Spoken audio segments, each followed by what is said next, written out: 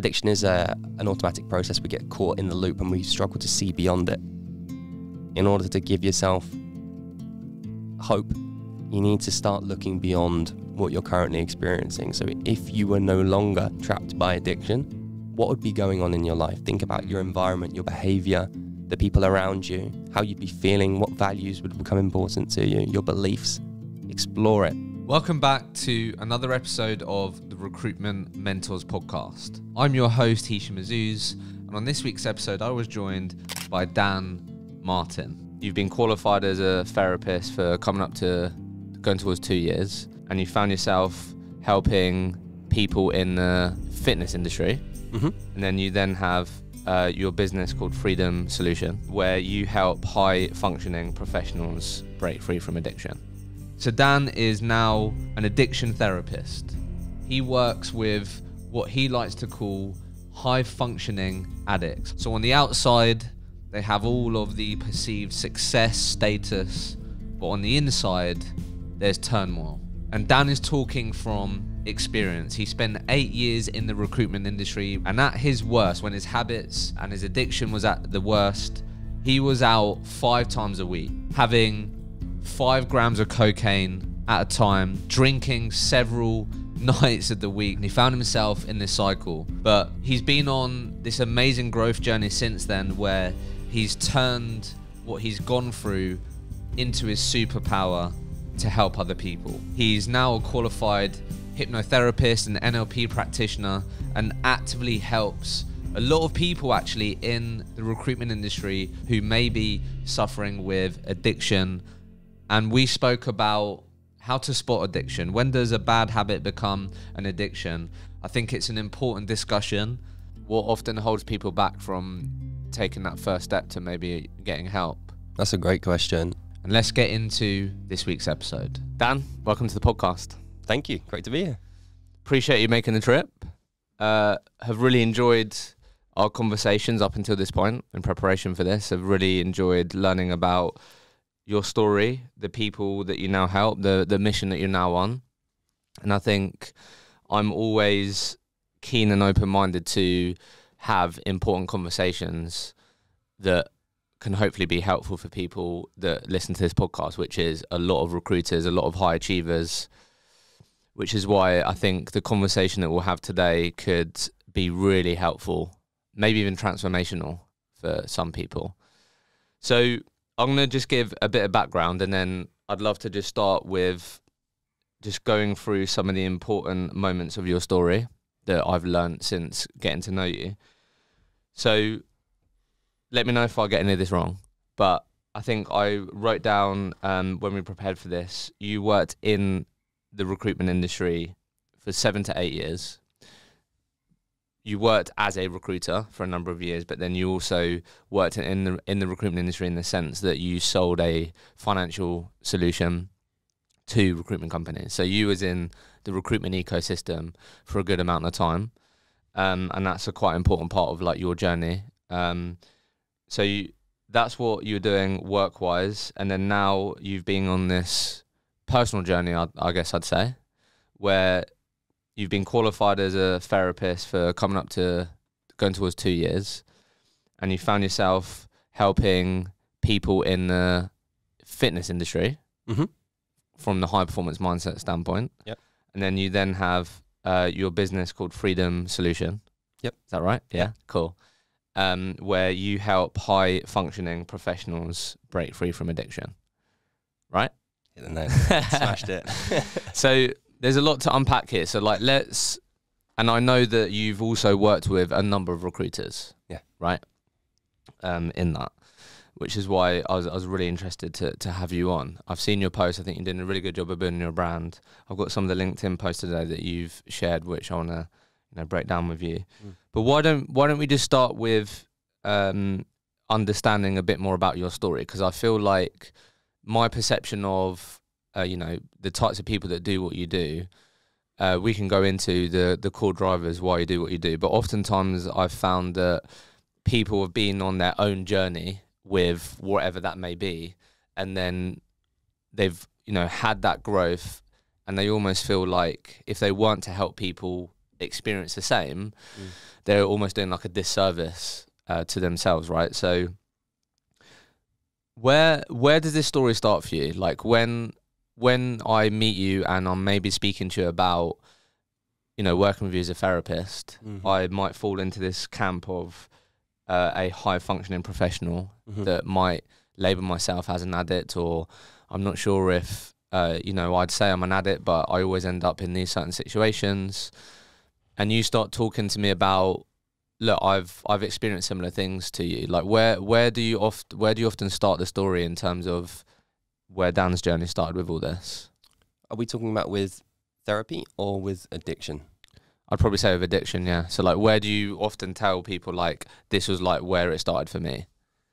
It started really, really young, to be honest with you. I was actually reflecting on this last night ahead of this, just journaling a little bit to explore in a bit more detail. And it really started at age 15. I'd say that was the first time I found some form of substance that had a bit of a hold over me. And I won't go too far into school details, but ultimately I didn't really feel like I fit in, right? I felt like a bit of a misfit, didn't feel like I had a real close friendship group. I'd look to other groups and think, oh, why can't I have that? And weed, cannabis, was something that gave me an opportunity to have that, because there was a group of people, you know, like the gothic people. You don't really see that many of these guys these days, but there was a gothic, I think it was actually more called like an emo group at the time. And I fell in with them, and cannabis was a big part of the culture within that group. So that's where my journey with addiction started, and immediately you can form a link between smoking weed and getting a form of connection from it. And at the time, I'd tell myself, oh, it's just fun, it's just feeling high and getting stoned and whatever. But looking back on it now, I can see that really I was looking for a sense of connection and belonging within that group, you know? So that's where the story starts. And then it escalated quite a lot and went in ebbs and flows over the years. You know, it wasn't cannabis at 15 and then straight on to cocaine, which is ultimately where I met the hardest point of my life. But it started at 15 and went from there. How do you want me to continue from here? Where do you want me to take the story from here? Where did this, like, if you're happy to share, because it might be something that you found in people that you've worked with, but where did this sort of longing of connection come from? That's a big question. Yeah, we're going there. Yeah, so the longing for connection ultimately comes from the fact that I'm adopted, right? Okay. So I was adopted at a very young age, at 3 months old, adopted by my parents. Wow. And I'm not going to sit here and say that I had a tough upbringing, because I didn't. I wouldn't be sat here opposite you having incredible conversations with people like you had I not had the upbringing that I did have. I'm very grateful for the upbringing that I did have. But what we are doing when we're children is forming beliefs and our sense of the world through beliefs. Beliefs essentially become our operating system. An analogy that I really like to use when we talk about beliefs is hardware and software, right? The conscious mind is like the hardware, and you pick up your iPhone, you're looking at hardware. You're not seeing all of the ones and zeros behind the screen, you're seeing hardware. That's your conscious mind. That's, I'm going to pick up this can, I'm going to take a drink. After this podcast, I'm going to walk out that door, I might go and grab a coffee, sit down, do some work. It's me actively and proactively thinking about what I'm going to do. That's your conscious mind. And then the software is your subconscious mind. So that's where your beliefs live. And really, in the same way that the software within a phone becomes the operating system and the functionality of the device, your beliefs in your unconscious mind create the operating system through which you view reality. So when I was adopted at a very young age, a belief was formed of, well, I'm just not good enough for birth parents. Despite all the evidence to suggest that I had a great life, that was a belief that was formed. So we carry those beliefs with us through childhood into adulthood. And when I draw this back to wanting to fit in with a group smoking weed, if I feel like, oh, I just wasn't good enough, or I wasn't deserving of love, by getting in with that group and smoking weed, guess what that does? Makes me feel like I am. You are, yeah. Does that make sense? How yeah, no, that does make sense. Yeah. No, I appreciate you sharing that. Because I think I always, when I have these types of conversations, it makes me feel like how grateful I am for like my parents, in the sense that my definitely relationship with my parents has never been always like perfect. But what I mean by that is, I think whenever I speak to people who haven't had the typical, setup where your mum and dad stay together for X number of years or whatever, I find myself feeling grateful for that, because I can't fully understand, how that could make you feel. But I think oftentimes people that come from a home where their mum and dad have stayed together for a period of time, they haven't got divorced or these other things, you can probably take that for granted. Yeah. But in like, if you don't mind sharing, I'm just curious, like, when, as you're like in your formative years, because you always see it, I feel like, in like films play out and stuff, or like drama series that I watch, where if someone is adopted, there'll come a point where you're really curious about who your parents are. Did you go for, I don't know, I feel like you always see that depicted. Mm-hmm. I don't know if that's accurate, but I feel like in like, watching stuff, I don't know, that's like a quite common storyline where someone grows older, they then start thinking about, who are my actual parents? I've had these amazing adopted parents that I'm so thankful for, but who are my parents? Did you go through that? Yeah, I've been through that several times over the years. And last year was when it kind of peaked. I think I was laying on the sofa with my girlfriend, and out of nowhere, this insight came to me. It was like, you need to go and meet your birth parents. Really? Yeah, and I don't know where it came from, but it just came to me, and it kind of produced a wave of emotion. And I reflected on it. And then I actually raised it with my therapist in my next session with him. And I said, I think I've got this, his name's Hugh, my therapist. Hugh, I've got this burning desire to go and see my birth parents. And he went, well, what are you hoping to find? What if they don't share that desire? I thought, fuck, you're right. Like, I could be building this up to a big monumental point where I think, oh, we're going to meet, it's going to be lovely, we're going to connect and feel love and all of these emotions, but there's no guarantee of that. And in reality, it could have caused more discomfort than not knowing.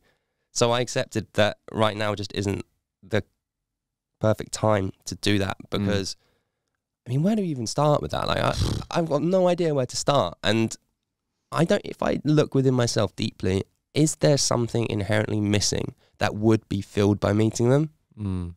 No, not right now. I've got everything that I need right now. That doesn't mean to say that at some point in the future I will pursue it, but it's not as straightforward as running a Google search going, who are my birth parents, right? Like, it's complex. I can imagine, again, obviously I can't relate, but I can just imagine it would just be just a real sense of curiosity, like, who are these people? How much are they like me? How much? I don't know. Yeah, it's exactly that. It's curiosity. I know that this is something that's big on your hierarchy of values, right? Curiosity is a driving force in my life as well. Hence why I became a therapist. I want to learn more about humans and understand how I can help them. And it's there. There is a question in my mind. Who are they? What are they doing? What are they like? What are their values? Do they align with mine? So would you agree then, in your own journey, because you often grow up hearing weed is the gateway drug to other drugs, would you agree with that? Did that play quite an important part in then exploring other drugs in your life? Yeah. For me, it certainly was a gateway drug, but I do not believe that we live in an either or universe insofar as everything has to be either this or that. Yeah. For some people which I know personally, they can smoke weed and have no interest in doing anything beyond that. And they can go to work, hold down a job, build a life, build a family while still smoking weed. It's not going to be the same for everyone. And it certainly wasn't the same for me. For me, it absolutely was a gateway drug. But there's a fine line between enjoyment and escapism. And when I was using weed, unconsciously, it was escapism for me at the time because of all of the stuff that I was packaging away from childhood. And weed became what was essentially a form of medicine for me. So get some form of emotional relief from smoking weed. Naturally, I wanted more of that. So moved on to other things. And I can move on to not too long after that, actually. Still at age 15 at this point in time. I don't know if you remember this, but there was a drug which came out. MCAT. MCAT. You remember that? Big, yeah. Yeah, it was huge. So many people were on that. Yeah, I was, and I never did it, to be fair, but I definitely remember like just hearing people doing it at parties, and that was like a very popular drug. yeah, Because I'm 30, right? I feel like we're similar ages. Yeah, I was born in 28. 1993. Yeah, so I feel like that definitely had like its moment. It was like plant fertilizer or something. it was. Yeah, yeah, and it I was. remember that. It was crazy strong, like Really? crazy strong. I remember police coming into school one day, Mm. and I don't know if this story was true, or they were just trying to scaremonger, but I remember them saying that there was somebody who took methadone and they ripped a car door off because they were so high. Ripped a car door off. Yeah, that was the story they gave. And I was 16 years old. My 16th birthday was spent going backwards and forwards to a row of shops, picking up more and more of this MCAT stuff because it was so cheap and it was so pure. Yeah, it was it mad still cheap, legal. wasn't It was still legal. it? Yeah. It's mad that when those like people discover these like legal highs. Yeah. I always think like who was the first person to like get that in their system? Do you know what I mean? It was like, oh my god, Yeah. this is unreal. Yeah. Let's produce more of this. I think there are labs all around the world which are trying to find loopholes to manufacture new drugs, which are essentially doing the same thing as the one which has now been made illegal, but they can just brand it as something different and then it can legally be sold in shops, you know, like Spice. Great example of that. Yeah. Do you remember when that was I floating feel like around? that was really big up north. Yeah. Yeah. A lot of homeless people That's right. would be using that, right? Yeah, that's right. Yeah. So quite quickly then you were also getting exposed to other drugs then, bar smoking weed. Yeah, I was. And it was systemic in the culture of the friendship group that I was in at that point in time. It's just what we did. It's just a bunch of people who were really like paper bags floating through the wind. None of us had any ambition. We didn't have any desire to create anything or do anything with our lives. There was a very wide spectrum of ages. You know, we were there at the bottom end at 15, 16 years old, but then there were people there who were in their early 20s, and we were all in a very similar mindset. We just didn't know what we wanted to do with our lives. So it was so much easier just to smoke weed and take drugs because, hey, it's fun. You don't have to worry about anything when you do that. Yeah, you haven't got know? much else to worry about, right? Yeah, that's right. Yeah, the thing is like when you're that young, and I do view that as like really young. I know when you're at those ages, you think you're a lot older than you are. Yeah. But it's interesting because what is the chances or likelihood of Dan like breaking free from that friendship group if he feels like it's not serving him? I don't see that. I don't feel like that's very high. I feel like when you're younger, you just want to fit in. Yes.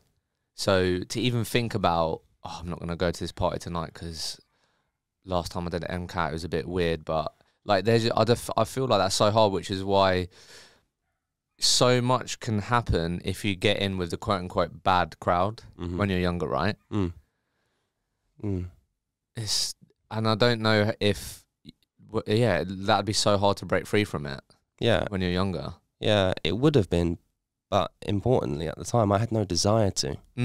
Because, like, I talk about, you know, not feeling enough and challenging emotions and all of the pain that I was experiencing now, having got over 100 hours of therapy and coaching under my belt personally and trained as a therapist.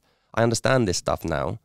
It's hard to even have the level of self-awareness to be aware of this stuff if you don't know what you're looking for, right? And I had no idea what I was looking for. There was just discomfort there, but I didn't want to go near it. I was like consciously choosing to ignore that and instead just intoxicate myself. So at the time, I wasn't ready. And I was having a conversation with someone on LinkedIn about this yesterday. When it comes to addiction, really, in order to do something about it, you have to arrive at a place of acceptance and willingness to confront all of your bullshit that you're ignoring and do something about it. And everybody's traveling at different speeds and not everybody will be ready at the same time. That's why you hear about interventions that take place and then they just get thrown back around in their face because the person's not ready to receive that kind of news. And at this point in my life, I certainly wasn't ready. I had a lot more self-destruction to do before I arrived at the place of rock bottom and going, fuck, I really need to do something about this. Yeah. So where did we go from here then? So 16, 17, Yeah. Like obviously weed, MCAT. When did in looking back, was just the perception here, like I have a group of friends, we do drugs sometimes, it's recreational, it's good fun. That was like the language, I'm assuming, or like the perception of what you was doing. Yes. Rather than actually, yeah, maybe I feel like when I do this stuff, I'm always thinking about the next time we can do it. And, you know, I'm assuming you didn't think of this word addict or addiction back then. No, it wasn't something that was in my conscious awareness, but I was aware that I was crossing the line between addiction and dependency, because there is addiction and dependency. There is a difference between addiction and dependency, insofar as addiction is more of a towards movement. We'll go out of our way to try and find something. Right. Dependence is, I can't function unless I have this thing. And cannabis did become like that for me. It become so frequent, using it every day, sometimes smoking it before school when I was at that age. And I genuinely didn't feel like I could function without it. Obviously I could, but at the time, psychologically, I need this stuff in order to function. So kind of crossed the line between addiction and moved towards dependence at that point in time. Yeah, I always find it fascinating, people that can like function day to day. Yeah. By starting their day just smoking a fat one. Like, I've never understood that. Yeah. Just because, it's mad. So dependency and addiction, that's an interesting distinction, to be fair. So you was crossing those lines, and then how did this start to evolve then? You know, when did we start, exploring with different drugs? Like, where did we go from here with our journey with using narcotics? There was a brief moment of respite around age 17 where I wasn't using a great deal of anything. Every now and again I'd smoke some weed, I was still drinking, but the level up towards harder drugs happened when I got into the corporate world. So age 18, I was actually working as a mechanic at that point in time. Still didn't really know what to do, just knew that I loved cars. I thought, I'll go and work in a workshop. Hated it, couldn't stand being dirty and cold and making tea and sweeping up shit all day long. So didn't stay there very long. I was around 18 at my nan's funeral at the time, and my cousin, who was a year younger than me, just having a general chat with him, he said, I've just started working in sales, and he was earning,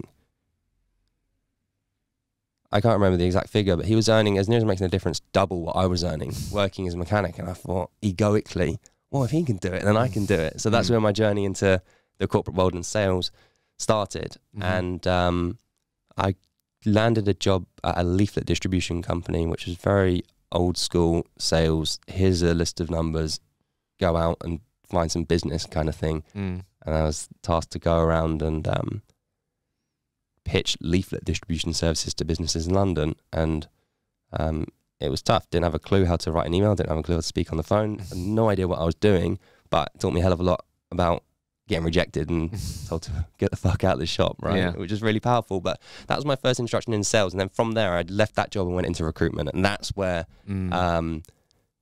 I had done cocaine previously, but not very much. It wasn't something that kind of had its grip over me at that point in time.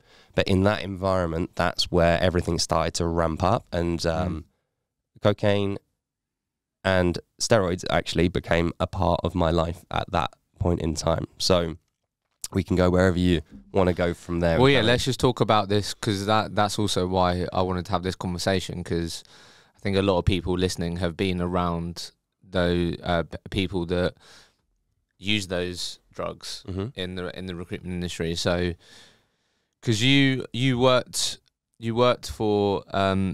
as a recruiter for a couple of years, and I'm assuming, like, how successful were you? Like, were you earning the most money that you had up until that point? Like, do you know what I mean? Financially, was you doing well? Okay. Yeah. I was doing okay. It was I don't know, very low basic, as most recruitment, entry-level recruitment jobs are, but maybe only like 15, 16K a year, something like that.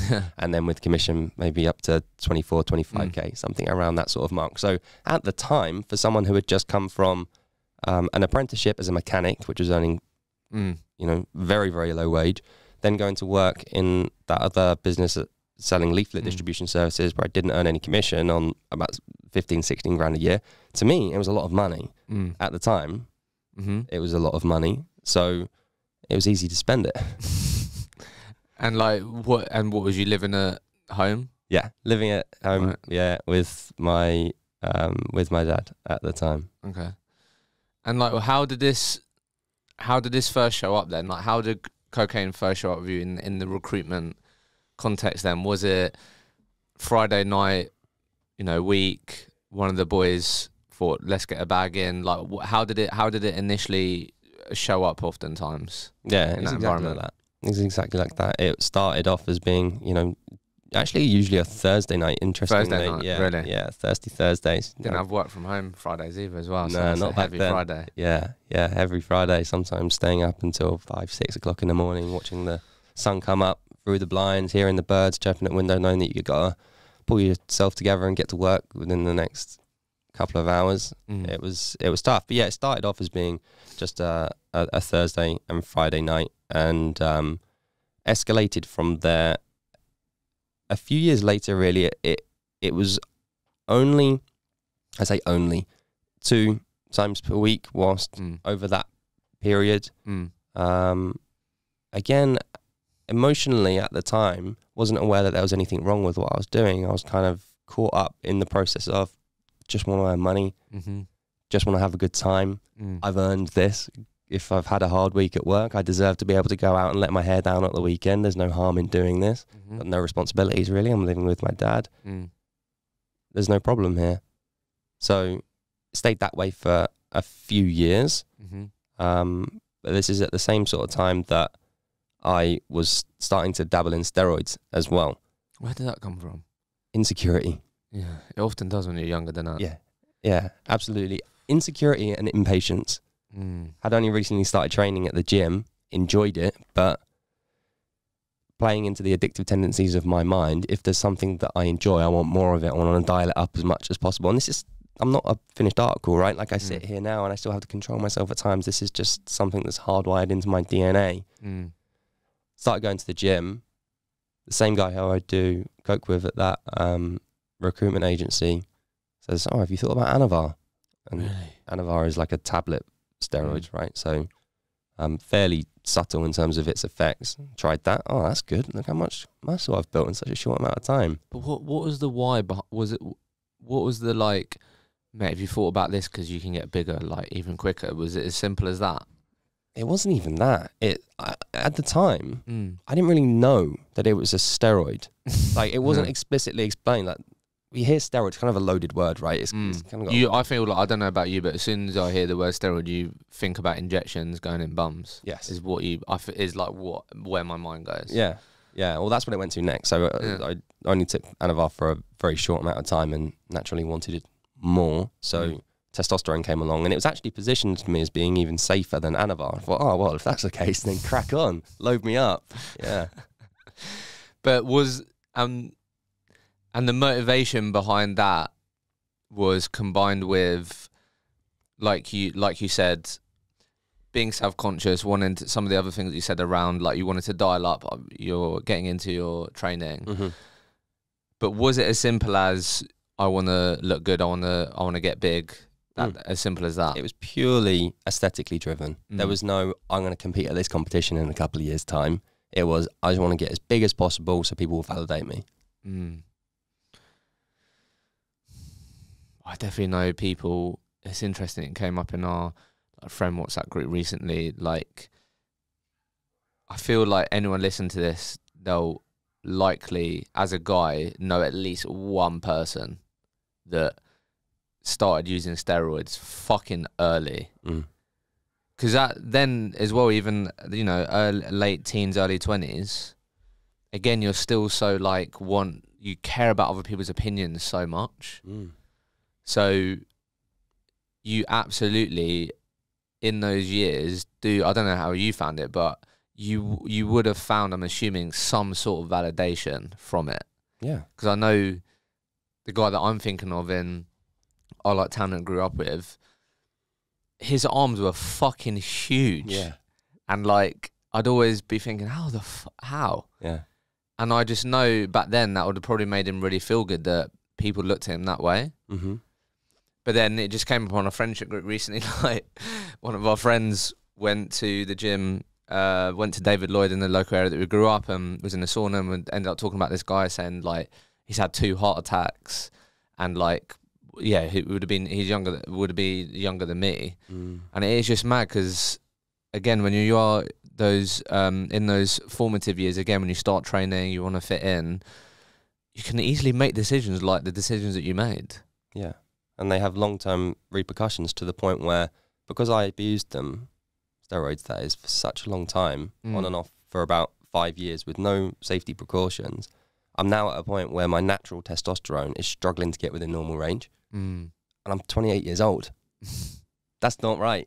It shouldn't be like that. And energetically, I feel okay, but it shouldn't be as low as it is now. And something that we spoke about when we were on our prep call is the condition that I developed, gynecomastia, where without going into too many details, I had to have surgery on my chest because of a hormone imbalance.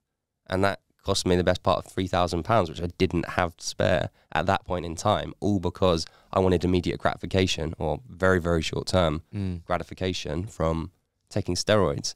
But when we're young, particularly operating from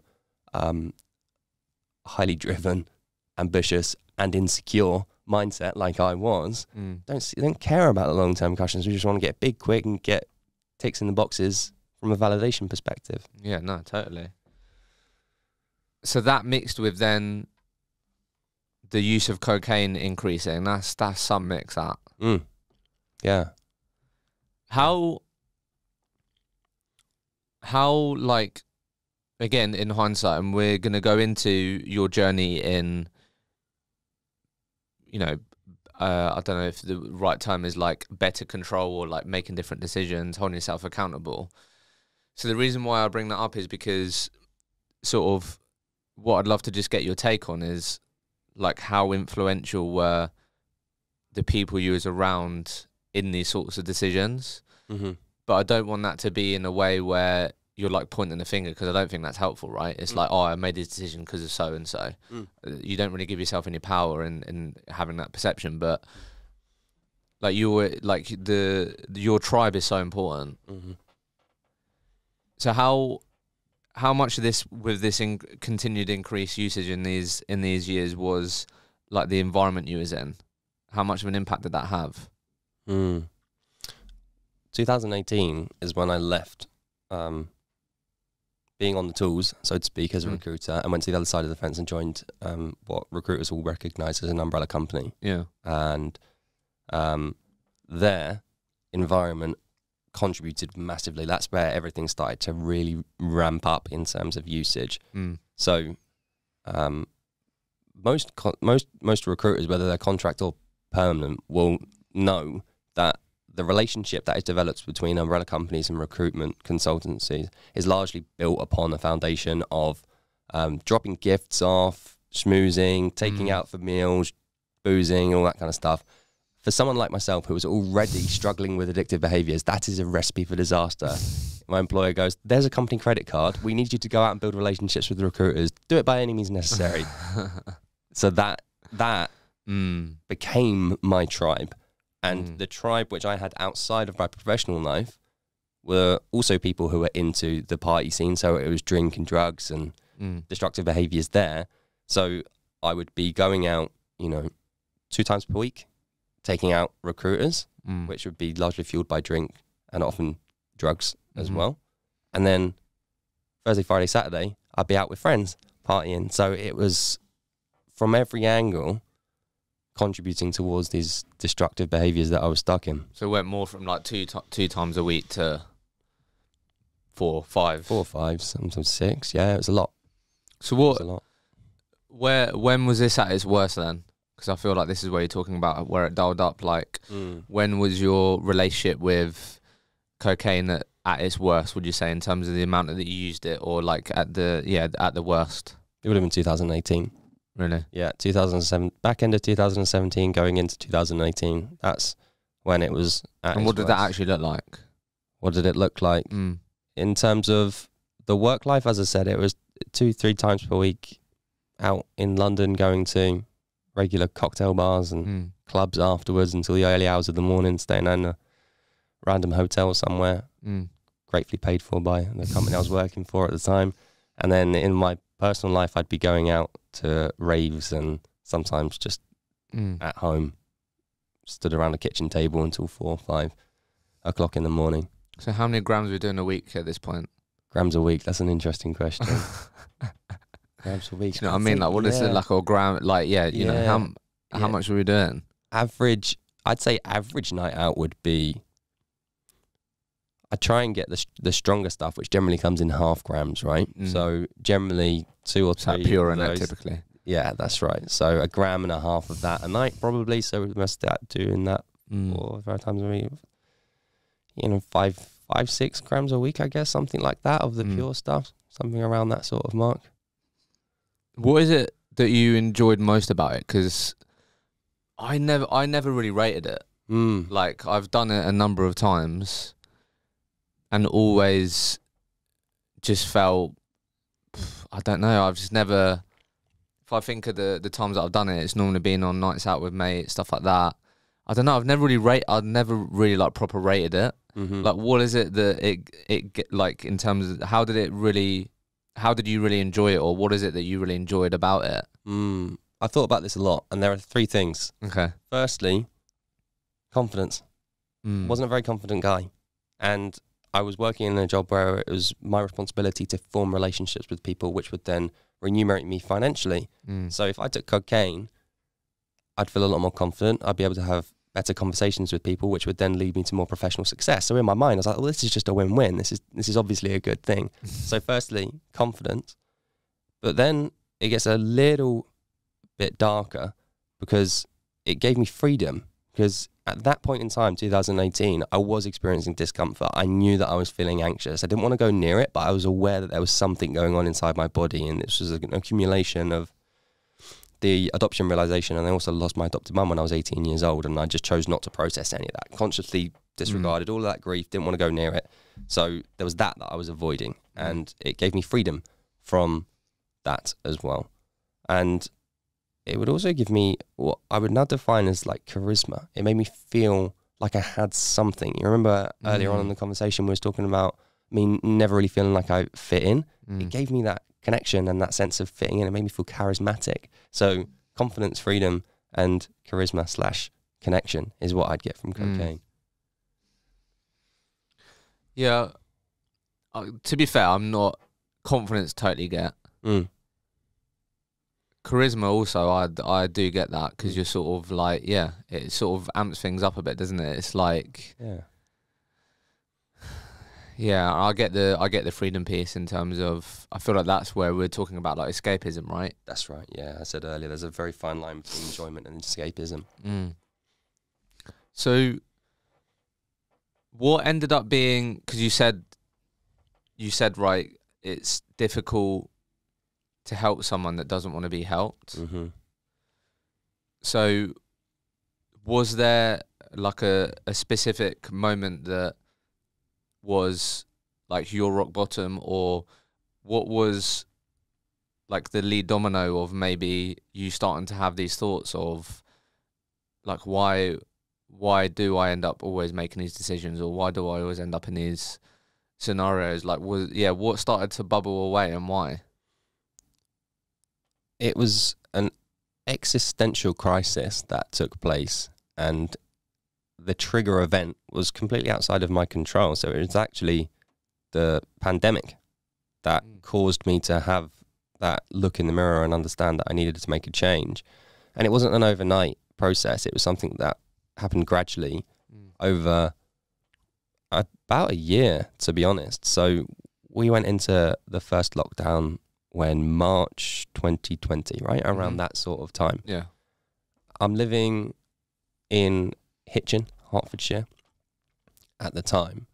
And the lifestyle that I'm living, insofar as going out, partying, up taking until drugs, that point, up until that point, is no longer possible. I'm not able to do that anymore. So I'm stuck with my thoughts, and I have no choice but to look in the mirror and be with myself. Now, I'm still smoking a lot of weed at this point in time. I didn't do a hell of a lot of harder drugs over that lockdown period, but I did smoke a lot of weed, and that's because I still just wasn't quite ready to process all of the all of the discomfort that was going on. So that was the trigger event. And over that summer, I didn't really face up to a hell of a lot. I was just smoking weed. But then towards the end of 2020, the lease was up on that flat that I was living in. So I went back home to move in with my dad for a little while. And something happened when I moved back home there. After having a break from the house in which I grew up in and spent so much time, taking MCAT and smoking weed and all this kind of stuff, when I went back there, something didn't feel right. Something felt disconnected for me, and I kind of woke up a little bit. And for whatever reason, I just felt a burning desire to just push the reset button. So I knew that I had to get away and actually turn my attention inwards and understand what was going on inside of myself. So having never been to Wales before, I moved to Wales. And the reason for that is because I was also doing a lot of mountain biking at the time. And I thought, well, how can I leverage the one thing that I am able to do? All of the other stuff that I used to love doing, like going out and partying, that's not possible. But the one thing I can still do is ride my bike. How can I make that as enjoyable as possible? I'll move to Wales. So I found a random room on Spare Room. Photos were awful. I don't know what I was thinking moving there. It looked very suspicious and suspect. But I moved to this random house in the middle of Wales. And it was moving there that I started to truly wake up and understand who Dan was and what Dan was running away from. So there was one book that, interestingly, my best mate told me to buy to send to another friend of ours who was really struggling with depression at the time. And I forgot to send that book to him. And I took that book with me. And I thought, well, it makes sense for me to just kind of start reading this book, right? And it's called The Drummer and the Great Mountain. For anybody listening who suspects they've got ADHD, buy this book. What's it called? The Drummer and the Great Mountain. It's an adult guidebook for ADHD. Okay. Super big words, which is great for someone like me with a short attention span. And there are little tasks all the way through. And it really helps you understand who you are, where you're going, what you're doing, what you want to get out of life. So I started reading that book. As a result of reading that book, it brought up a hell of a lot of emotion for me. So gradually, over that period of time, 2019 now, 2021, yeah, 2021, I'm starting to feel depressed. Starting to feel depressed? Yeah, I'm processing. Like it's a conscious act that I'm going through at this point in time. For once in my life, I'm welcoming emotion in rather than pushing it away with drugs. Again, still smoking weed at this point, but I'm actively trying to access my emotions at this point in time.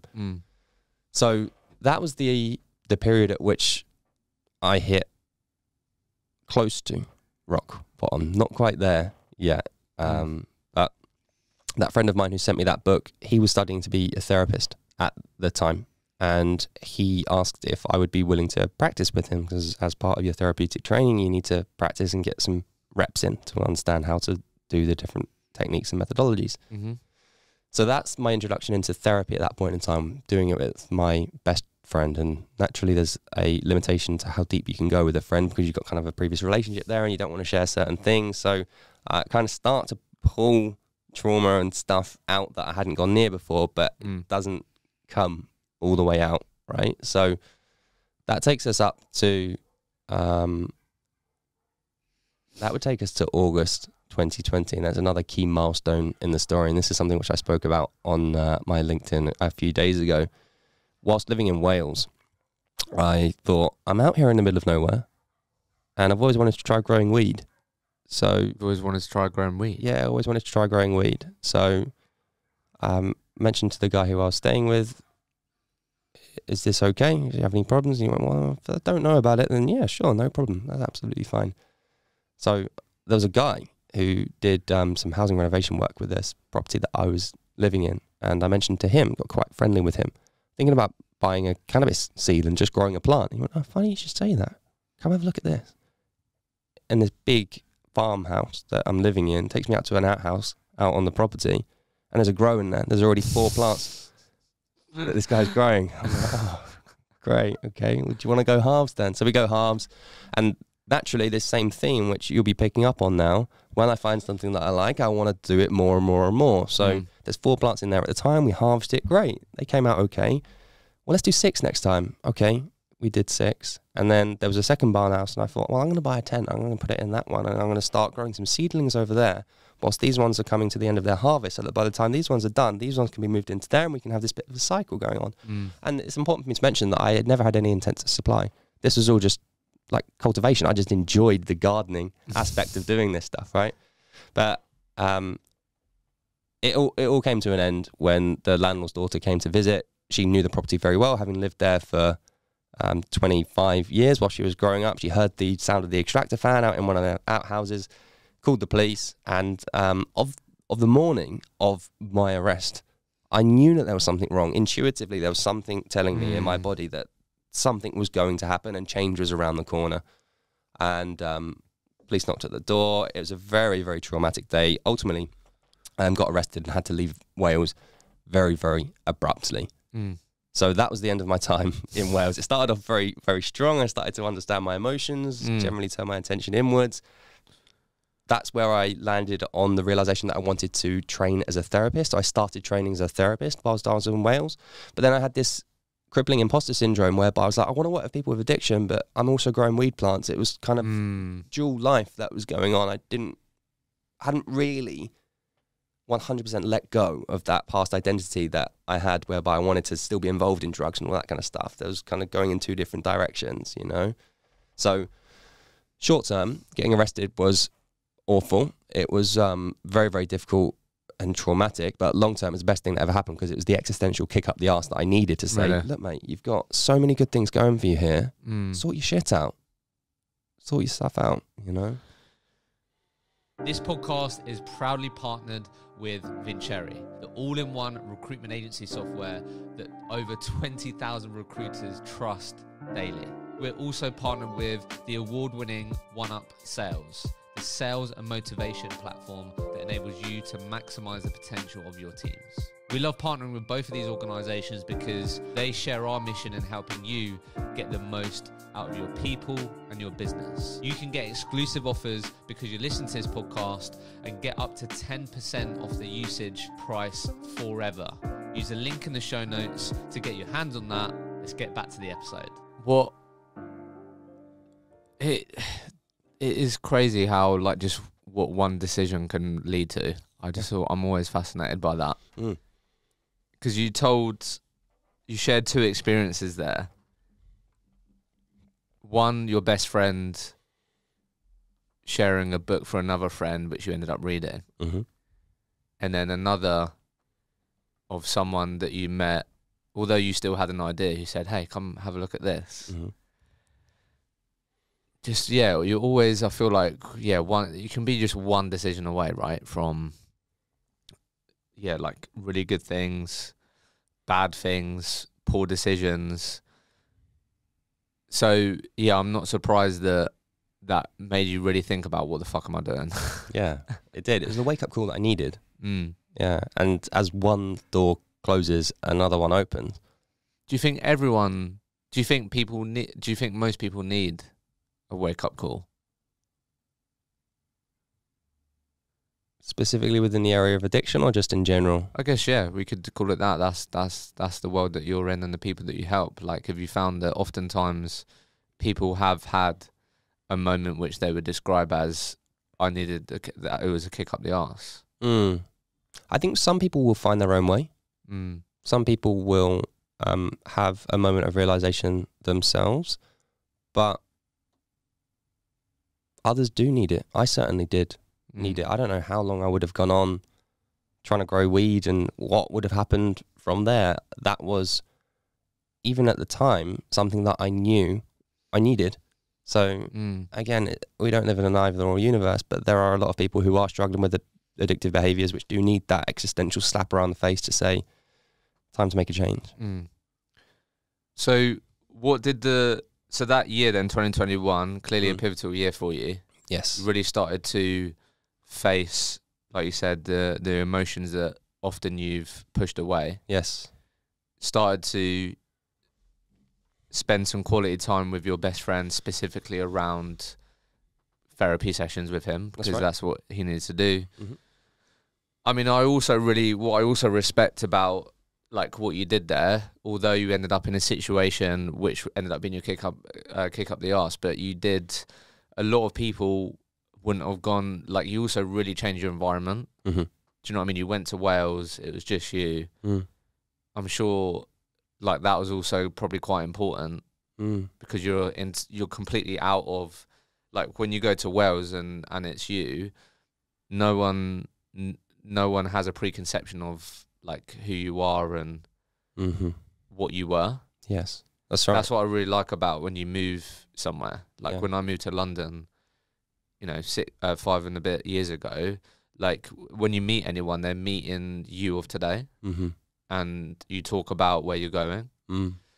Whereas when you stay in places like where you was, you know, with your dad and stuff, you will walk around and people look at you and go, oh yeah, that was Dan. He was really big, wasn't he? Do you remember how big he was when he went to the gym? Yeah. So like, I do really like that. I really respect that you did that on your own as well, because not a lot. I think that takes a lot of courage. Yeah. Thank you. Personally. So what did you then really start leaning into then? You obviously left Wales. What did you really start leaning into that you feel continued to help you go on this journey of facing your emotions and, like you said, started to actually become the person that you needed to be if you did want to become a therapist that helped people with addiction? Like, what else did you start to do? Well, there was another event, something which we've spoken about again, which happened around that same sort of time as being arrested, and that was a return to work meeting that I had with my boss at the time, right? That's a really pivotal point of my journey, because coming back from lockdown and going back into the work environment, two major things happened. First of all, I was working as a business development director, and after the lockdown, the contract market saw a big dip, right, as a result of the pressures that were put into the economy. And as a result of that, I lost my title of business development director whilst working at a umbrella company, and had to take a demotion back down to key account manager. Now that was a big slap on my ego, and it was the first time that I had to surrender to the fact, well, actually, maybe I truly am not good enough. And that was quite humbling in a way, difficult to take, but humbling. But my boss at the time said some words to me that have stuck with me forever. And they were, I've got to be honest, Dan, you went away from the business on lockdown one person. You've had 8 months out doing whatever you've been doing whilst on lockdown. And now you've returned someone completely different. I don't even recognize Dan anymore. And it was one of those moments, I don't know if you've ever had this, where words just kind of cut through all of the noise, and it was like a hammer shattering my identity. And it was at that point when I knew, okay, I've got to really pull my shit together here and start making some proactive changes. And then shortly after that, I got arrested. So it's almost like the universe's way of saying, yeah, something's changing here, dude. You know? Yeah, I don't know if anyone else listening has had moments like that. I definitely had my moment with that. It is, I do find it so interesting that you can often just have those certain moments and experiences that do stick with you forever. But I completely agree when those words just like really resonate and they just land different. So for me, I was really fortunate. I'm fortunate. I have a really great close friendship group. We're all doing our own thing. We didn't all live near each other. We've all ended up on our own paths. But early 20s, like all I cared about was other people's opinions, going out, just the normal stuff. But then there was two friends that started to not come to socials as much, didn't come round when we said we were just going to smoke weed and watch Geordie Shore, and like they started to sort of splinter off. And because I am a quite curious person, like that did make me think, like why are they not coming round? Like why are they? I just found that interesting.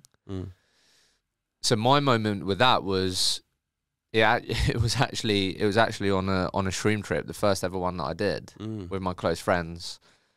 Like super safe environment. We literally started the trip by watching High School Musical, like, and it was just the intention was we're going into this experience together to get something out of it.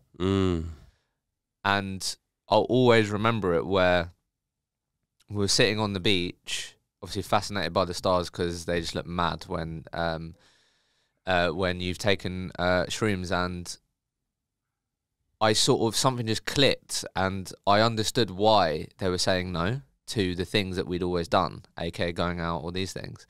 And it was a simple realization that they were making a decision on the best investment that you can make is in yourself. Mm-hmm.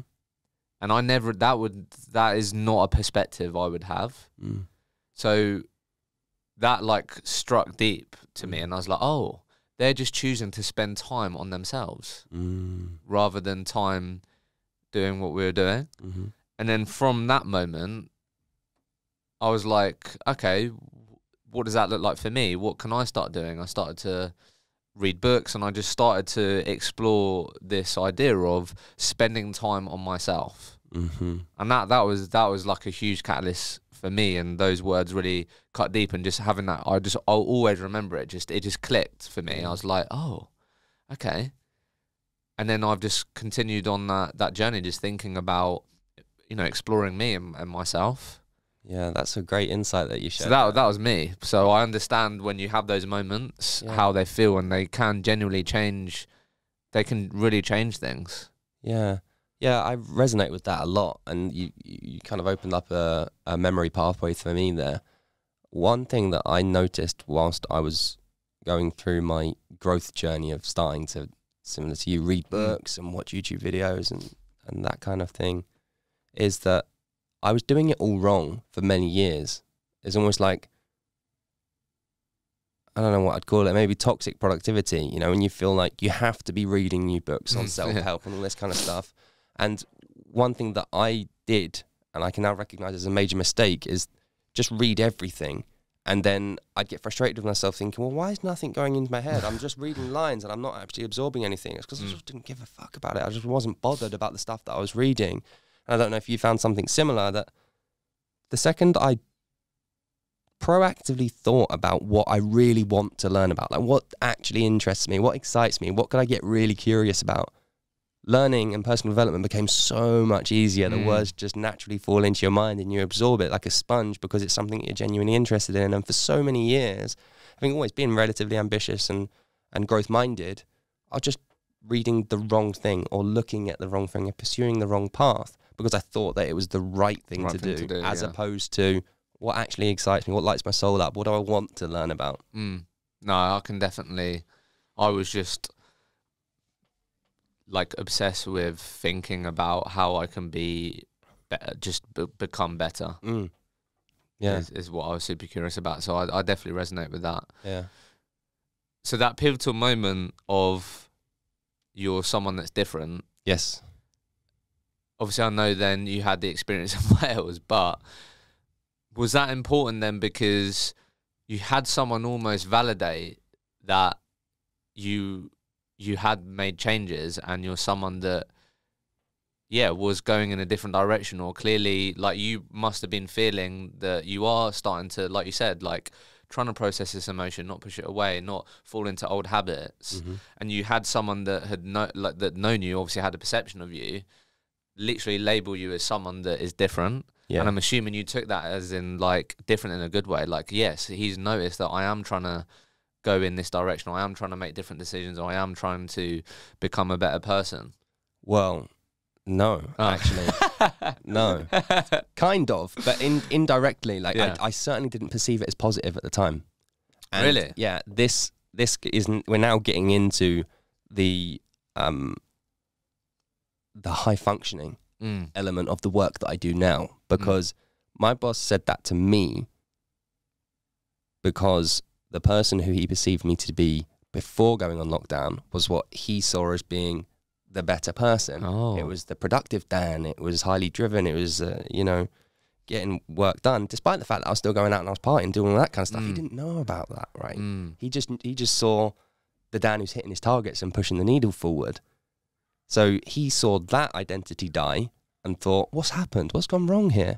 Meanwhile, I'm thinking to myself, yeah, I'm actually starting to really get better. Right. And he's gone, no, something's not right here. Does that make sense? Yeah, that makes sense. It's actually the opposite way around, which is why it was so impactful at the time, because I was like, well, I thought that I was doing things right here, and now I've just been told that whoever I am is not right.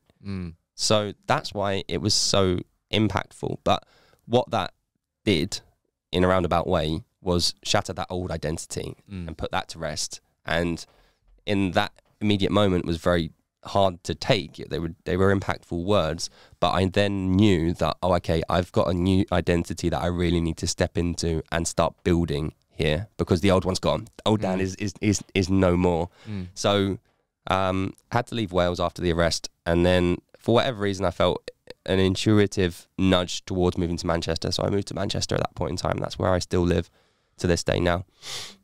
And it was 2 months after moving to Manchester in December 2021 that I hit my absolute lowest. So that is where I hit what I would call rock bottom. For weeks and weeks and weeks leading up to the 18th of December, which I'll explain the importance of in a moment, I felt like I was ill. It didn't feel like an emotional pain that I was experiencing. I was constantly going backwards and forwards to the doctor to try and get a diagnosis on what was actually going on inside of me. And they said, you're fine. There's absolutely nothing wrong. We've got no sign of illness, no sign of COVID, nothing to suggest that there's anything wrong with you. Meanwhile, I can't get out of bed in the mornings. I'm struggling to motivate myself to work. I'm feeling pressure in my head, and something is clearly not quite right in my body. And it's interesting you mentioned shrooms a moment ago. At that time, I was experimenting with microdosing, and I was microdosing LSD, and it wasn't the regular type of LSD, which is like paper. It was this weird like plastic stuff, and it was very, very hard to measure out the right microdose. It's Wednesday morning. I measure out what I perceive to be a microdose, and then at 8:36 in the morning, the words start jumping out my computer screen. I'm thinking, oh no, what have I done? And it certainly wasn't a microdose. And that day was when I came to the realization that I am incredibly depressed, and it's not an illness that I'm trying to diagnose. It is just my denial of the fact that I am in emotional pain. Wow. And it was the LSD that helped me get to that moment of realization. So,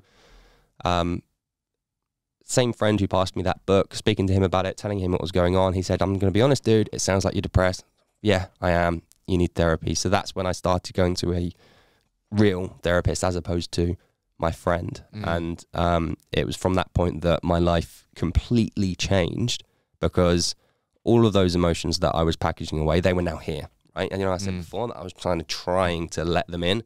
They were all there all at once, hence why I was experiencing that depression. And Jim Carrey, who everybody listening to this will know, has got a great metaphor for depression, and I make him right on this. He says, depression is when a person goes into a state of deep rest. The role that they've been playing is no longer suitable anymore, and they just need to rest from that and recover. And that's what was going on for me. That identity that I was living through up until that point was no more. And the reintegration of authentic, honest Dan was then taking place. And that come with a lot of processing of the adoption, of the grief of losing my mum at 18, of just understanding what it meant to do a complete identity shift and rebuild, and processing all of the emotion that came with that. It all kind of hit me at once. So I started doing therapy with my therapist Hugh at the time, and really focused on actually becoming the best therapist that I possibly could. So I stopped drinking on the 18th of December 2021, and I haven't drank since, and I don't really think I ever will again, to be honest. I've achieved so much between now and then that I've got no reason to go back to it. And it was all as a result of experiencing and understanding that I was in a depressive state, and I needed to make some pretty serious changes in order to get out of it. And committing to no drink and drugs and all the rest of it was one of the factors towards that. So what are like the key things? Because then I want to go into how you now help people, but I'm assuming a lot of the things you now help people is also what you experience for yourself. But what are like the important things that having that time with a therapist helped you do? Like, why was that? Why did that end up really helping you? And obviously it's a continuous journey, but like when you had all that emotion to process and like you said, like you was depressed and then you started to work with your therapist, like how did that help you? What is it that therapy time gave you or enabled you to do, and why was it so important? Firstly, it gave me the understanding that addiction is a symptom, not the problem. We generally perceive whatever the behavior is, whether it's cocaine, alcohol, gambling, sex, porn, whatever, doesn't matter. It's almost irrelevant to a degree. The first thing going deep into therapy by myself did is help me understand that addiction is a symptom of the underlying problem. The underlying problem in my case was the pain being adopted. It was the grief of mum. It was the identity crisis and the anxiety that I was experiencing. So it helped me get to the root and resolve all of those core experiences that were causing me to feel anxious and depressed, so that when they're gone, they're no longer a problem anymore. There's no reason for me to go and need cocaine or alcohol. Does that make sense how I've explained that as being a symptom? So you've got the addictive behavior, in my case, let's say cocaine, is being fueled by anxiety. It's being fueled by self-doubt. Anxiety is an aggravation, not an emotion. So the anxiety is being fueled by, in my case, shame and guilt as a result of all of my past decisions, and grief from losing my mum. And they are core wounds. Resolve the core wound, all of the other stuff falls away because it has nothing holding it together anymore. So that was the major insight, understanding that, oh, I don't just love getting high. This is for a reason. I'm doing this to avoid something. Yeah, so spending that time with a therapist made you just go down, look at, like you said, like the core wounds and the deeper layer, your subconscious, whatever, however you would describe it. But you hadn't, up until that point, really peeled back the layer on ultimately like why you're doing the things you were doing and why you're making the decisions you were making. You just thought, I'm making these decisions because I'm addicted to coke, or like I enjoy this. But actually it made you really look at where this was truly being driven from. Yeah, previously I was one of those people, and there will be many of them listening to this podcast. I've just got an addictive personality. Yeah, you hear that? Yeah, all the time. It's a get out of jail free card, isn't it? It's like, it's okay, I've just got an addictive personality. Yeah, but why? Right. It made you think about the why. Yeah. Whereas before you hadn't. No, I just accepted it as part of my identity, and we'll do this. We'll form... Whenever we begin a statement with I, or I am, or I am not, that's an identity statement. So if you're saying, I have an addictive personality, or I am an addictive person, that's the reality that you're creating for yourself. Instead of just accepting that as the way you are, ask yourself why. Where could that be coming from? What's the reason for it? We're not confined by these beliefs that we trap ourselves within. If you don't want to have an addictive personality, ask yourself where it could be coming from and do something to change that. So if it helps you understand that, it really helps you go to like the core wounds. Yeah. If I now know what my core wounds are, I'm assuming then what's like the next thing that really helps you? Is it you then spend time processing those core wounds and trying to understand them, or is that then what it helps you with? Yeah, that's right. So the first step is understanding what the core wounds are, and then you want to find the right therapist who can help you get there. And the number one predictor of success in therapy is not the form of therapy. It's the relationship between the therapist and the client. It's as simple as that. Interesting. So there are some forms of therapy that will work better for others, but finding the right person to help you get there is the most important thing. And you can't get there alone, right? There are some people who process their wounds and their trauma without going to therapy. It's possible. You mentioned psychedelics. Psychedelics can be a way of getting there. It's certainly not for everyone. I'm not going to sit here and recommend it. But the important takeaway within this point of the conversation is you need to go to the darkness in order to resolve it. And that's an inconvenient truth about personal development and growth. Growth is very uncomfortable because what you're doing is going to places that you've never been before. And if you're somebody who's struggling with addiction and you have never even turned your attention inwards to face your mistakes in the past, your challenging situations that you've experienced, whether that be inside or outside of your family with trauma, etc. If you're not willing to go into that, then you're not going to resolve it. And you can do that on your own, or you can do that with a therapist. It's entirely up to you, but you have to go into the darkness in order to see the light. So describe these high functioning professionals to me. What do they typically look like?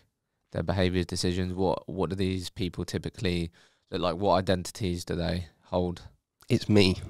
It's me 5 years ago. And that's the whole reason I created this business and focused on the niche that I do now, is because I was on paper very successful. I had a good job. I had a great car. In the past, I've had girlfriends whilst having a good job.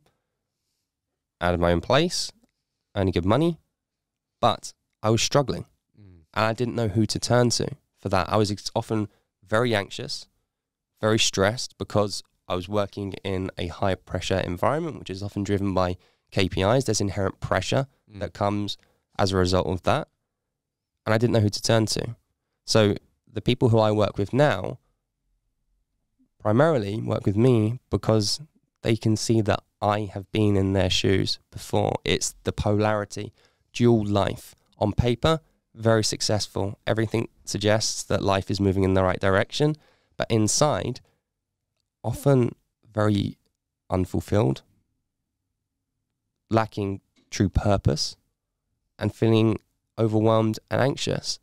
And that's then causing them to go and take drugs or drink or gamble or watch a load of porn or whatever the addictive behavior is. It could be anything. It's the polarity of success and struggle. Success on the outside and struggle on the inside. So when does... I wanted to ask you this with your own experiences. When do we cross the line of addiction, if you get what I mean? So like, when does watching porn become I'm addicted to porn? Or like vice versa with alcohol? Because I feel like you can always, like you said, give yourself a get out of jail free card when you say I've just got a bit of an addictive personality, or I only do it on the weekends. But like, yeah, when... I don't know if there's like a definition or a clear like line. Everyone's different, but when would you say we're sort of getting into the territory with our habits and our decisions that maybe you'd feel like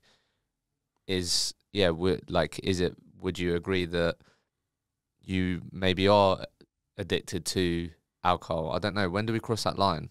I guess it might be helpful if I just define what addiction is. Yeah. To me, anyway, there's going to be different definitions depending on who you ask. But to me, addiction is any behavior that we continue doing despite the known negative consequences. The final part of that statement is the most important, right? The known negative consequences. Yeah. And the consequences are going to vary in level of severity depending on what the addiction is. Porn could be considered to be quite low consequence if you're watching it maybe 1-2 times per week. If you're watching it 3-4 times per day, every day, that's pretty high consequence. Alcohol can be moderated for many people. Others abuse it to the point where they could end up having liver damage and toxicity. So the consequence is dependent on the individual. But having the awareness of what those consequences are and how they're impacting one's life is really the crucial point here. And what do they sound like? Because that's what I'm interested in. Like, what do those consequences often sound like from these high functioning professionals? Is it, I feel ashamed, or every time I do it, I don't like the person I am? Like, what do those consequences often sound like? Because I think that's where that could be helpful for people, because they might be having that internal dialogue. Yeah, it depends on person to person, but shame is something that comes up again and again and again. Embarrassment is the word that most people resonate with, because shame isn't a word that we want to go near, really. But a lot of people feel embarrassed and guilty about their past decisions. But I focus primarily on substances. That's what I work with most often. So that'll be alcohol primarily and cocaine. They're the two core addictions that I work with. I have worked with others like gambling and what we call process addictions like sex and porn. and gambling falls into that as well, but primarily work with substances. So for people who are experiencing those consequences, if you're using cocaine and alcohol, what you'll probably be experiencing, and you may not even be aware of it, is a lot of brain fog and lack of clarity. It's almost like a mask that these substances put within our mind, and you don't know what it's like to get out of that until you stop. But a lot of the clients who approach me to work with me are experiencing a lot of brain fog, lack of clarity, lack of purpose, insofar as feeling very unfulfilled, and they're often quite anxious. And that's like the physical symptoms of it. But in terms of the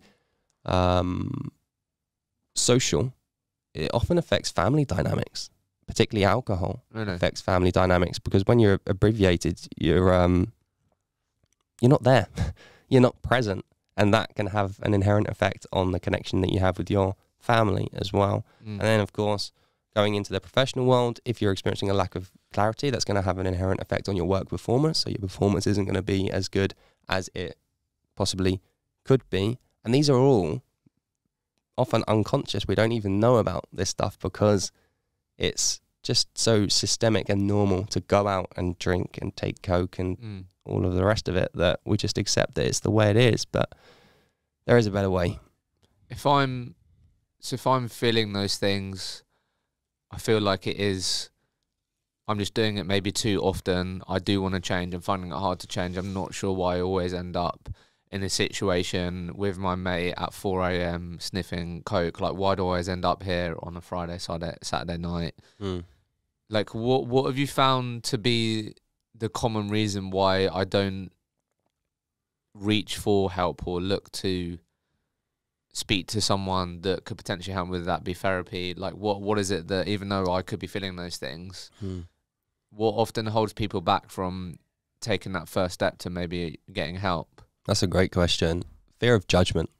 Really? Yeah, fear of judgment. I've had over, I think, at least 5 people message me privately on LinkedIn saying, I absolutely love your content, but I can't engage with it because I'm afraid that my employer will see it and judge me. Really? Isn't that telling? Yeah. So fear of judgment is a big one. And then particularly for men, and I would have fell into this category back when I was 21, 22 years old. Therapy as a word is quite loaded. It's quite energetically charged. When you hear therapy, generally, most people's mind will go to, that's for broken people. Yeah, I'd probably agree with that. Yeah. Whereas you hear coaching and you're like, oh, that's going to make me better. Therapy has got a certain stigma and notion that's attached to it. And less so with women, but more so with men. A lot of men are resistant to go to therapy because they will feel weak if they do so. So that's a big roadblock or barrier that I see in people reaching out for help. I think that's changing over time. You know, the mental health movement is doing good things for that, but there is still a lot of resistance from a male perspective to reaching out for help. It is really interesting on the judgment thing, because that must be tough. Because if you say, oh, I actually started working with an addiction therapist, that then means you're going to have to start explaining to people that you would maybe deem yourself as an addict. It's a double whammy, isn't it? Because not only are you admitting that you have an addiction, but you're also going to therapy, which... Yeah, and you might not be equipped to really, dissect that with people, or like have the confidence to talk, like to say, I'd probably say, yeah, I am an addict, or I do really struggle with this. Like that's tough. I do get that. And also, as we said, when you do hear that word addict, that also makes you feel and assume certain things. Right? It isn't the types of people that you work with. Like when you say the word addict, you don't think someone that's doing really well financially, has progressed their career, these things. You think the opposite of that. That's right.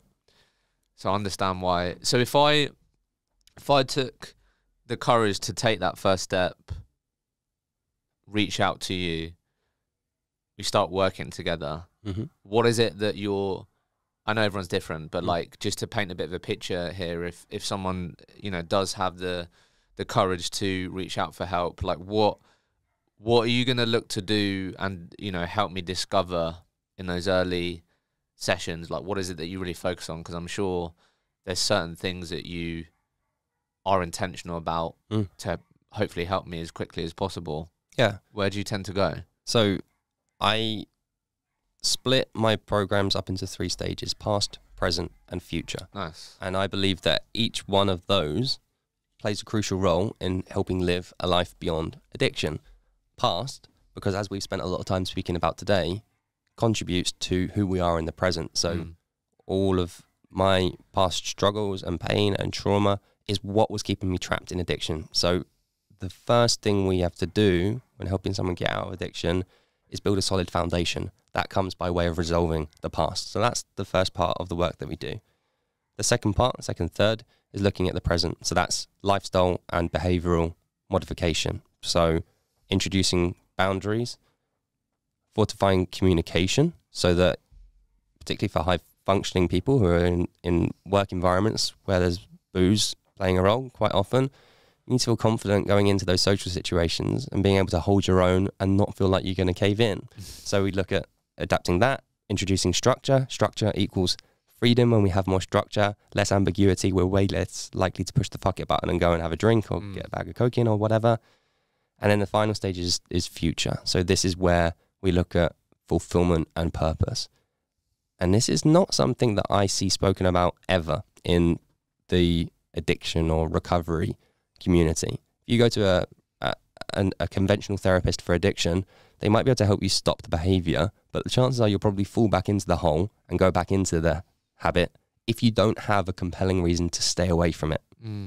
So for me, the thing that's kept me out all this time is my purpose as a therapist and my drive to help as many high-functioning humans out of addiction as I possibly can. That is way more compelling than putting my nose in a bag of cocaine. That's my purpose. That's my mission. Like, you're building this podcast and you're building your platform. That's your purpose. You've got a deep why as to why you're doing it, I presume. It makes it a lot easier to say, no, you know what? I'm good. I don't need that stuff. I've got some really, really good stuff going on over here. I'm going to stay going that way. Thank you. So past, present, future. Yeah, I really like that. I understand the future bit, because you need that future bit in those moments where you could cave in. Right. It's essential. So I totally get that. That's super interesting. So I'm not gonna be able to discover those things if I don't have the courage to reach out, take that first step. So, because I'm sure you've helped people with this or spoken to people about it, to get like practical for a second, what's ended up being your common advice about approaching the internal perceptions that you're most worried about? You know, particularly in the recruitment setting. Do I want to be known as the person in the office who's an addict? Probably not. So how would you encourage people to navigate this? Like you said, people are worried about what their boss would think, these things. I don't know, is there anything to share? Again, everyone's situation is different, but is there anything to share that could be a quite sort of tactful way of approaching getting help when your biggest concern is you don't want to be labelled as the person that has an addiction problem? Because then that comes with a whole weight of other perceptions that how's he going to keep his performance up? Like, just so many other things would go through my head, like other people's heads, I feel like, in terms of like, oh, I now know this person is, you know, would say they're an addict and they're getting help. Like, how would I navigate? Should I not tell anyone? Should I try and pick a moment to speak to someone internally about who I trust? I don't know. How have you helped people navigate that, if that's one of the biggest reasons why people don't get to that point of asking for help? Well, the fear of judgment is a really interesting conversation, right? Because the fear of judgment is usually a narrative or a story that we create in our own mind. The story that we create is often what's causing us to feel quite uncomfortable about it, and nothing's actually happened yet. We're usually time traveling. We're going out into the future thinking, oh, what if this happens? What if they think that? What if this happens? Usually nothing's actually happened. It's just the story that we're creating in our head. So it needs to be approached on a case-by-case basis, but any decent therapist will keep 100% confidentiality. I guarantee this to every single person that I work with. Unless I ask for permission to share a testimonial or something along those lines, I will not share anything. And that's because I understand that the corporate work culture hasn't quite caught up to where I'm at yet with regards to openness and being vulnerable on social media platforms. I'm not expecting everyone to do that. It's got to be approached with sensitivity on a case-by-case basis. If you feel that you're under a lot of pressure in your work environment right now and you need space to work on yourself, then that is a moment where I would advise communicating it to your employer. And if there's somebody who you trust within that business who you can communicate it to first, in the confidence that they won't say it to anybody else, then that's the way which I probably approach that. And, you know, most businesses have a mental health first aid representative within the business these days. That would be a first port of call. Good person to start with. That would be a good person to start with, yeah.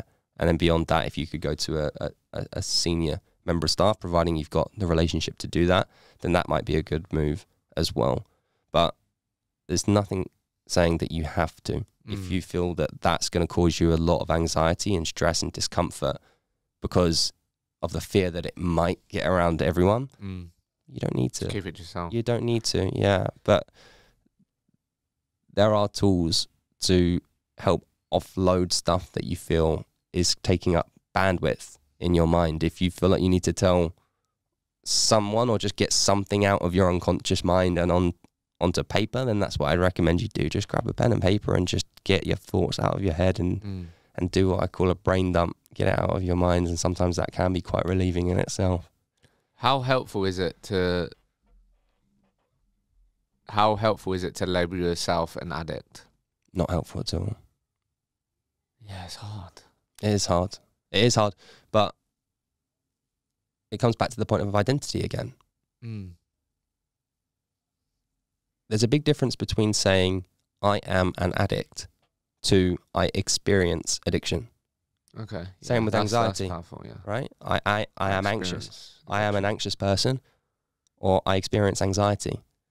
Yeah, that's totally different. Completely different. One is very much part of our experience, and one is I'm just experiencing emotion like any other human being. Yeah, that just slight shift, I feel like would entirely change how I would perceive someone saying to me, yeah, I'm like, like you would feel entirely different if someone came to you in your team to say, look, I wanted to be honest with you, I'm really struggling with this. I think I'm an addict. Yeah. I think I'm addicted to Coke, whatever, or I'm really struggling with this. I feel like I'm experiencing addiction with. Yes.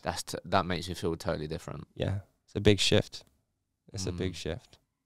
And that's something that I encourage. And what's the other reason behind that? Because I feel like then when you change it from an I am to I'm experiencing, the I am is like, this is what I am. And it's sort of almost saying, you're sort of saying like, this is who you are. How's that working in my head? I am. You're basically saying that's who I am. And then I'm experiencing is basically saying, I feel like it's sort of, when you say I am, it's like finite. It's like, yeah, this is who I am. There's no changing. Defines, yeah. Whereas experiencing, it's almost sort of makes you feel like it's a moment. Yeah. It's like a period. Yeah. Not like, like defined. That's right. Yeah. We are not defined by our emotions or behaviors. Yeah. We are not our emotions. That's just energy moving through us in the same way that addiction is this creation that we've put together as human beings. It's not something that defines our identity or our inherent sense of self. It's just something that we do. And the more that we can get away from it and get distance away from the behavior so that we can kind of look at it objectively and understand it rather than feeling so wrapped up in it. Like a lot of the addiction community does, and I'm not going to sit here and talk shit about, AA and people like that. They've helped millions of people around the world. I think that's great. And I think that there's no universal truth as to who's going to help the most people with addiction. But, you know, in the in some of these support groups, when you have to go, hi, my name's Dan and I am a alcohol addict or whatever, it's kind of promoting it, right? It's kind of keeping people trapped up. It does go against, your philosophy, I guess. Yeah, and I'm not sitting here saying that I am right. You know, No, you're just talking from your own perspective and That's what's right. out people. That's right. Yeah. That's right. But that is a true point. But I'm assuming, I haven't looked enough into it, but I'm assuming there's a real reason behind that in terms of like acceptance. Coming to terms with who you are. Yeah, what you're doing. Yeah. But I think why you probably feel, I'm assuming here, but why you probably feel that way is because the types of people that you're working with, it is a very specific type of people. Mm-hmm. Yeah. Where like we're saying, if I'm a high achieving professional, Mm-hmm. to say to your boss that I am an addict, that probably isn't that helpful. No, I don't. A helpful way of like communicating it. I think that I am experiencing these feelings. I'm experiencing addiction with this. Mm-hmm. I feel like that would help a lot more people in those circumstances. Yeah, absolutely. And it's the frame through which we approach conversations like that. It may not always be necessary, as we've said, but in those moments where you do need to have a conversation because perhaps you need some time out, to frame it as, hey, I am experiencing some difficulty at the moment. Maybe I'm feeling anxious. I'm feeling a little bit overwhelmed, and I don't want you to feel that my job performance is dipping for any reason other than the difficulties I'm experiencing with addiction. I need some time out to go and work on this stuff. Any decent employer would be okay with that. And if they're not, then I'd encourage you to find a new job. So to wrap this up then, two things.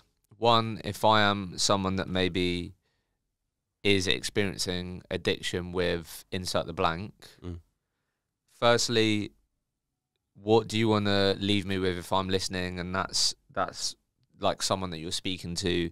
I might not have the courage just yet to reach out and want help, but I'm maybe feeling that the negative consequences is something I want to stop feeling. Mm-hmm. What would you sort of leave me with in terms of just advice? But maybe I'm just maybe one step away from asking for help. Like what would be helpful for me to hear from you? Two things. One, ponder this question. If you shifted, insert addiction here, what would change for you? If you stopped, what would happen? Reflect on that. And if you can grab a pen and paper and explore that with words, then that would be really powerful, because addiction is an automatic process. We get caught in the loop and we struggle to see beyond it. In order to give yourself hope, you need to start looking beyond what you're currently experiencing. So if you were no longer trapped by addiction, what would be going on in your life? Think about your environment, your behavior, the people around you, how you'd be feeling, what values would become important to you, your beliefs. Explore it. And then something which was really powerful for me was breath work. And the reason for that is because I spent a lot of time in my head. I'd overthink and be very worried about what other people were thinking of me. Breath work forces you to get into your body. And the more you can get into your body, the more chance you've got of understanding your emotions, the more chance you've got of overcoming addiction, because as we now know, that's what they're driven by. So for somebody who's struggling and they don't know what to do, they might not be ready to reach out yet. Firstly, ask yourself what life would be like without addiction. Explore that. Get clear on what that reality would look like. Secondly, get out of your head and into your body. And you can use tools like breath work, or you could do meditation if you wanted to, but just try and get out of your head and into your body. That's awesome. And then if I'm ready to reach out, how can people work with you? What does that look like? Ultimately, by following the application form that I've got on my website, which would be www.thefreedomsolution.com/apply, or you can follow the link which is on the, I don't know what it's called on LinkedIn, a button just below my name on LinkedIn. You can check me out there. Or if you're not quite ready to apply yet and you just want to find a little bit more about me, specifically how I work and how we could work together, just shoot me a message. My DMs are always open, and I'm happy to have conversations with people that way as well. Awesome. Dan, it's been an absolute pleasure. Thank you for being open, honest, vulnerable with us. And also just a big kudos to you in, turning this journey and experience you've been on to the reason why you want to help so many other people. I always respect people that go on that journey. I think it's amazing. So, thank you so much for joining me on the pod. Thank you, brother. It's been great.